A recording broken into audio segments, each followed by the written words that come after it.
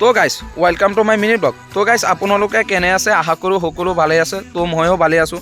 তো গাইজ আজি ব্লগটোৰ জৰিয়তে এনে এটা কথা ক'ম যিটো নেকি আপোনালোকে শুনিলেও মনত দুখ লাগিব।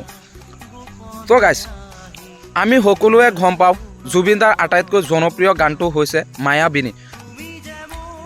জুবিনদাৰ মৃত্যু হোৱাৰ পিছত য'তেই গৈছিলোঁ মায়াবিনীৰ চংটো শুনা পাইছিলোঁ। ঘৰতে হওক বা দোকানতে হওক বা মানুহৰ মুখতে হওক বা ছ'চিয়েল মিডিয়াতে হওক আমি মায়াবিনী গানটো শুনা পাইছিলোঁ। কিন্তু গাইজ আজিকালি মানে এই বস্তুটো অতিকৈ বন্ধ হৈ গৈছে। কিয় গাইজ এইটো বন্ধ হ'ব নালাগে। গাইজ কিছুমান মানুহে মানে আগতে নিজকে নিজৰ পেজটোক পপুলাৰ কৰিবলৈ জুবিনদাৰ জাষ্টিকৰ কাৰণে মাত মাতিছিলে। আজি সেইবিলাক ক'ত গ'ল? আজি মই ক'বলৈ খোজোঁ যে আমি এতিয়ালৈকে জুবিনদাৰ ন্যায় পোৱা নাই।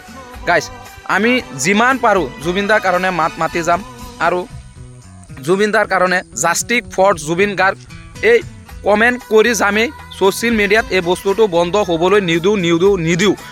গাইজ আপোনালোকে এটা কথা ভাবিব, আমি অসমৰ সম্পদ হেৰাইছোঁ।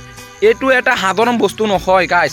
আপোনালোকে যিমান পাৰে জাষ্টিক ফৰ জুবিন গাৰ্গ বুলি কমেণ্ট বক্সত লিখি যাব আৰু সেইসকলে লিখিব যিসকল নেকি জুবিনদাৰ অন্তৰৰ পৰা অনুৰাগী হয়, সেইবিলাকে কমেণ্ট বক্সত কৰিব।